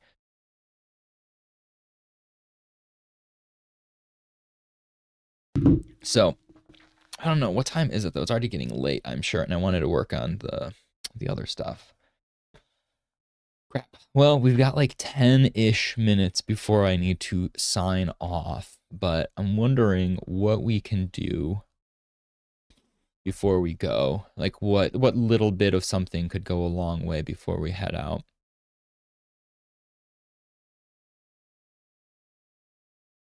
I wonder if I just kind of, so I'm looking at the outfit now, and I'm going to pull the outfit up on my screen. Front and back. Again, I can't wait until I get this in 3D tomorrow, so I can just spin him around in space. And I can see exactly what the shapes look like in a 3D world. Sometimes when you're doing this kind of stuff, it's hard to fully understand what it looks like. But if we simplify, it looks very much like he's got the big 4, obviously, on his chest. So maybe that's what we'll do right now. We'll just kind of play with a rough idea of costume just so we have some landmarks in place. Because obviously when he stretches, everything gets super weird. But we can kind of keep the logic. And again, we're not going to do all these nitty gritty detail that the costume has. But at least block in the idea of the costume. And then it can be stretched. It can be pushed. So this 4 is really distorted, and it's just on his pec. So, but he's stretching right now. So how big do we want it? Like, because realistically, it's not that big on him. So it would just be something like this. That's terrible looking 4, not even the Fantastic 4-4. But like, it would just be kind of like that. It's weird because the 4, so his chest sits like this, right? This is a beautiful chest, right? Wow. The pecs. So the curve of your pecs technically go down a little bit and then up, and they're a rounded shape, right? And they flow into the anterior deltoid, which is like the front of your shoulder, right? But it's weird because looking at this design, the 4, it looks cool, but like my brain is having a hard time drawing it that way then, because this curve is going like this, and my brain wants the 4 to kind of contort to that shape. But what really is happening is it's actually a straight counterbalance to it.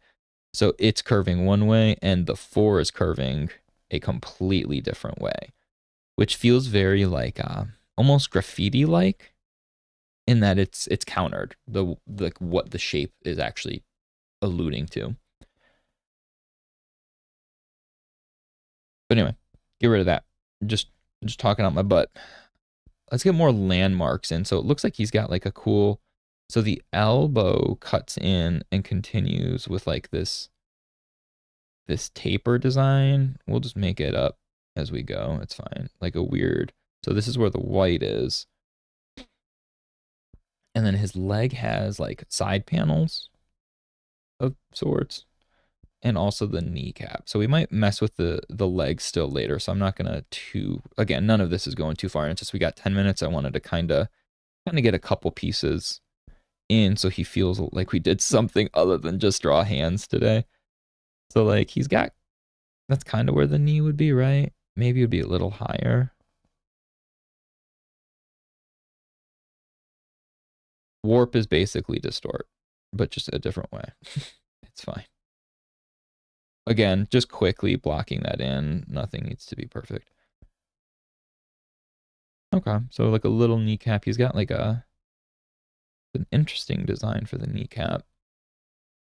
Again, there's a lot going on. I do not want to convey that in our drawing because it's just going to look ugly then. Like way too busy. Way.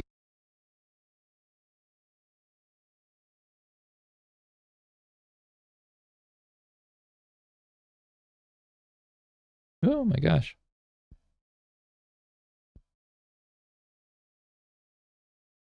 Cool enough. Okay. Actually, I lied. Why does this look so ugly? F the kneecap right now. Let's do the hands, since we just did the hands. What do we got? We're looking closely at his hand there and here. Oh, good. We've got the thumbs up picture, right? So it's like that padding, and it goes.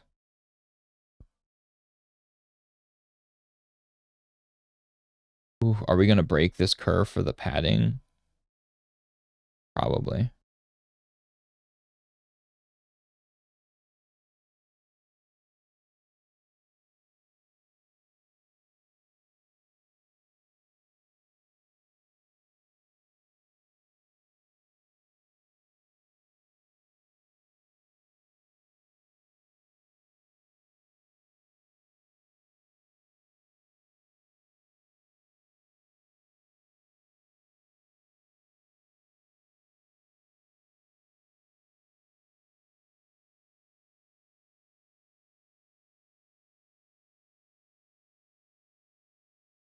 The fine line when you're working with stylized things to not get too much detail. So that's something I'm always going to probably be playing with, pulling back and forth, because your brain wants to add detail, right? Naturally, you look at things, you're like, I can add cool detail to this. I can do this. I can do that. And you want to, right? Coming as a 3D artist, that's half the fun, right? You block in the shape, you're doing your stuff. But one of my favorite parts is being able to actually just detail it then, right? Towards the end. That's the fun stuff, the meat and potatoes of like adding those cool little nods and little shapes and stuff. Whereas in 2D, when I'm working with something like this, it's a fine line because, I mean, just like in 3D, it's the same idea, but like too much detail immediately changes the energy and can make it look really ugly. And suddenly all that good underwork you did, worthless. Like absolutely worthless because you just bungled it by doing other crap that doesn't agree. It's all part of the same piece, and you have to keep that same mindset. Otherwise, if there's not unity in your own design, who the hell wants to look at that? I don't mind here if we break this silhouette a little bit for the detail at least. Got like a little thumb guy. Starts at the base here. Really not much going on with the thumb, but at least so we've got like some other color variation. That'll be the blue part on his thumb. Does he have anything on his? No.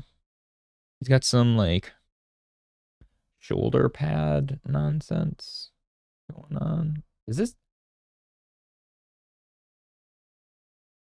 Oh, interesting. So if we look here, this piece is super stretched. Whereas I was trying to see what it actually looks like. It's just this little nub. So technically, it's the connection point between his technically what that would be is the median deltoid, which is like the middle of your shoulder, with the brachialis, which is the muscle in between your bicep and the tricep. So that's all it is. It's like a little wedge. Like imagine like a doorstop. That's all that is there. But then here it looks hella goofy and long because it's being stretched. So we can do the same thing. So if we know it ends, if it was supposed to be shoulder, right? So it started at the end of the medial delt. It's stretching. Let's stretch with it then, right? Let's keep that. And it's moving in space. So it won't be flat. It'll be curved. The edges like that. And then just a little bit of detail. Stretching.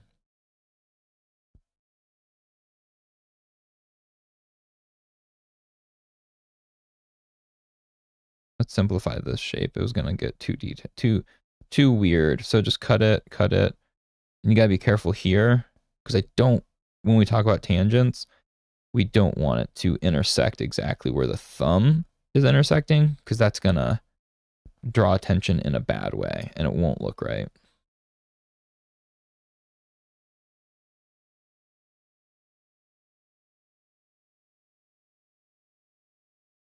Does he have anything else on his like bicep area?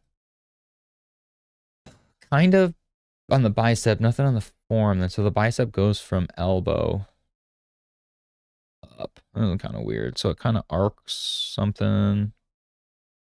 But I don't want to get in the way where the 4 is going to go. So that's what's kind of weird because I don't know how I want to.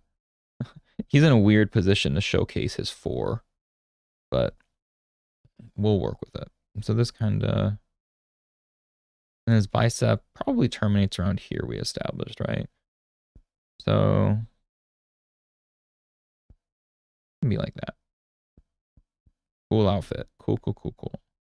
And this is actually what connects to this then. So that works.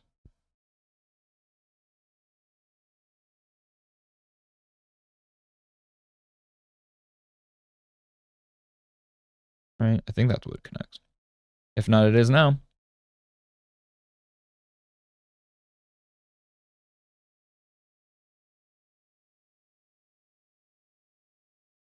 He's got like a little bit of stuff going on his forearm. We need something, right? Because it's going to look weird with nothing there. And he's also got like a panel. There's a panel on the anterior of the shoulder. Boop. I use a lot of anatomy terms, kind of, as both a fitness nerd and a person, a biology major. But basically, for those that don't know, anterior basically is front, posterior is back, right? Simple. So anterior deltoid, front of your deltoid, posterior deltoid, the back of your deltoid. Nothing crazy. Like, just like drawing the hands, things sound more weird than they are once you actually like break it down. You're like, oh hell, that's easy. Like that makes sense. That's logical. Done. Like, so we've got a little bit of this. What do we do for the forearm then? What do we want? What do we want? So the forearm just has like this weird, almost like a gauntlet piece connecting. Ooh, oh, Sue Storm's butt, maybe.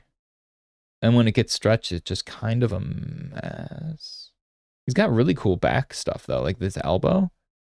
That piece looks really neat. Unfortunately, I don't think we'd really see it in our perspective. But that's okay. Where did the other piece go?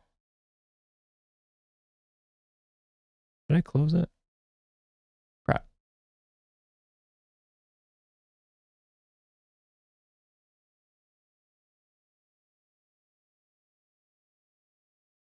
Okay. Ooh, man. I definitely need to get off soon. My stomach. The mic doesn't pick it up, but whoo, man, that was making some noise there. I am hungry. So again, this we established is more of his forearm. So again, there's no like clear bicep, forearm, all that kind of stuff on this design when he's super wiggly. But that doesn't mean it doesn't exist. So his landmarks still are there. So we can still kind of allude to that by being a little more like everything else is nebulous and round, but if we make this more like specific, it helps tell like, hey, this is his forearm, this is his tricep, this is whatever, you know. And since he's so curvy, you gotta still play with the curves though. Like it's hard when I'm looking at his design, and his design is so many hard angles with his outfit, but I don't want to do too many because then the curviness is lost. And I like it. I like it curvy. Like right here, technically the curve goes like that, right? But that looks kind of strange. So what if we make the curve contour his hand a little more? It's all these, it feels like I'm drawing a Gundam when I'm looking at Reed right now, because they have all of, you know, anybody who does Gundam painting and stuff knows they've got the panel lines everywhere. And it feels like Reed is kind of like human Gundam in that like everything I'm looking at, he's got a panel line, which is kind of weird.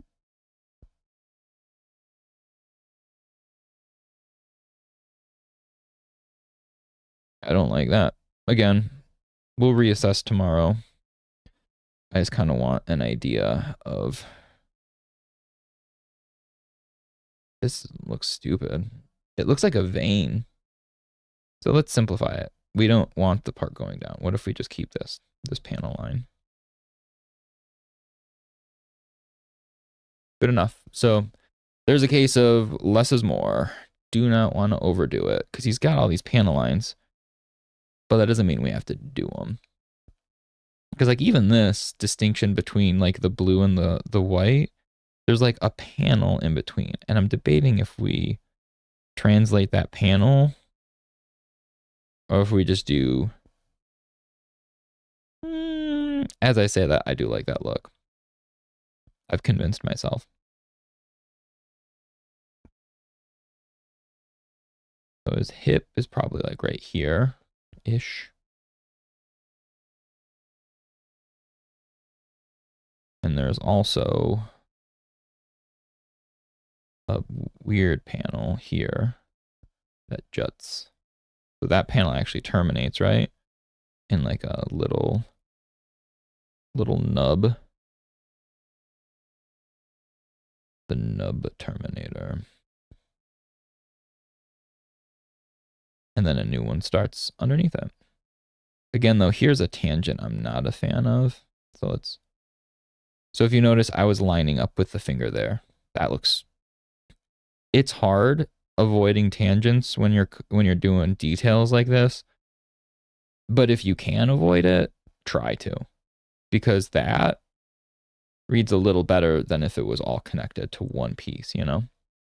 Or like visually, it looked like it was one giant piece.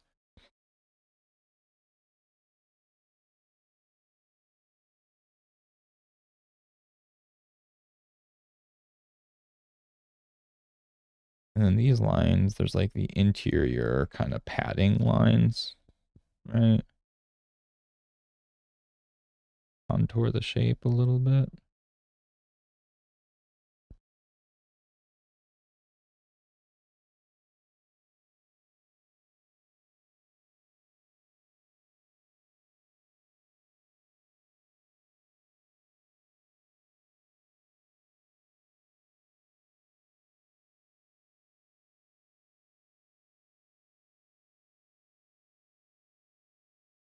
They're supposed to be like the obliques.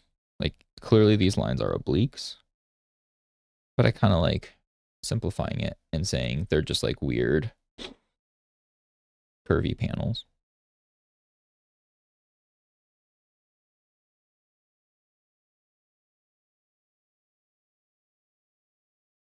And then it's pretty close that his hip and his thigh start together. So, and his thigh terminates above the knee, but it's on the side.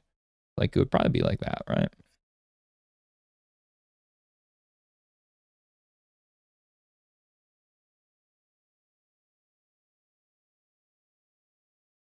Over, down, in. Again, doesn't have to be exact. It just needs to kind of look cool.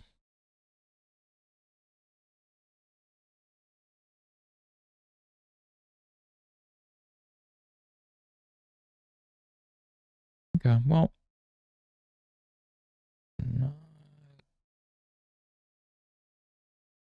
still got more curves then. So really trying to accentuate the shapes though with these curves, not just putting them willy-nilly. Like I want it to feel like it's actually contorting to his body instead of just being like a miscellaneous curve that we're throwing in, because that will not really sell anything. And sometimes if you have curves on an outfit that don't like make sense, it actually just confuses the shape. You need all the outfit details on anything, not just a skin suit like this. Skin tight suit. Skin suit sounds weird. You need it to conform to the shape. So like here it kind of looks weird. So guess what we're gonna do? You guessed it. Liquefy.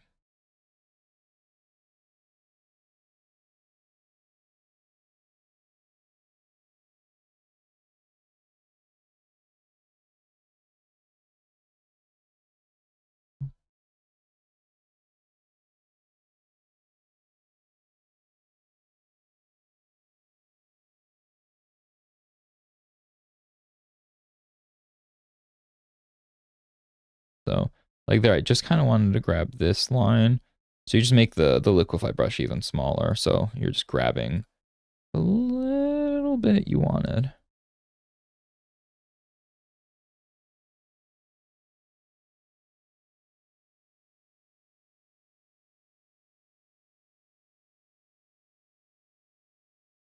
My stomach is grumbling right now.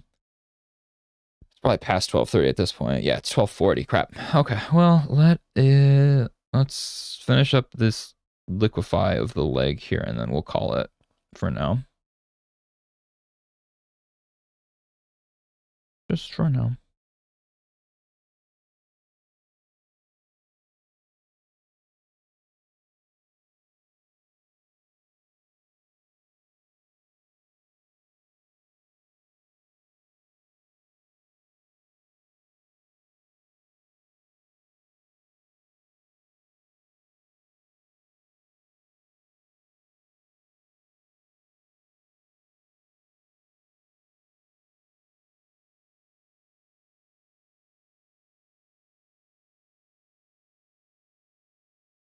Cool, right? I want to work on the foot, like the armor on the foot and stuff, but I can't really do that right now because we need to draw the foot more clearly. But at least now, what we had 20 minutes, I said, then total ended up being. At least now when you look at that, it looks like he's got some armor on. He's just not a complete mess. Obviously this armor will need to be refined, but the idea is there now. So today took way longer again. This is apparently something I need to work on is speed of conveying information. And hopefully, as we're all here together, I learn and you learn.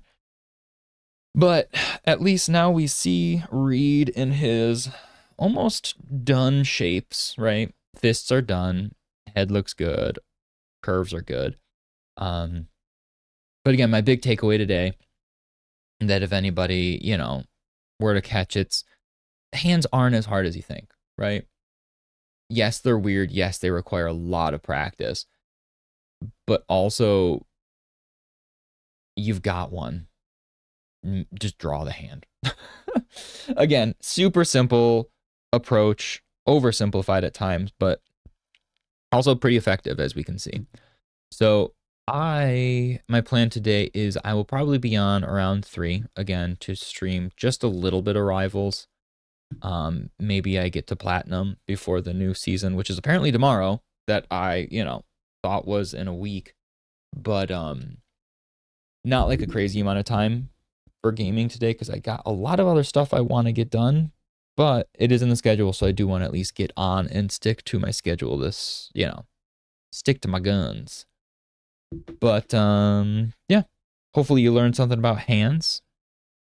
If not, maybe you were just a hand master already, in which case maybe you can give me some tips at some point. But until we play some Rivals later, be sure we're kicking butt, but also being kind. Good afternoon.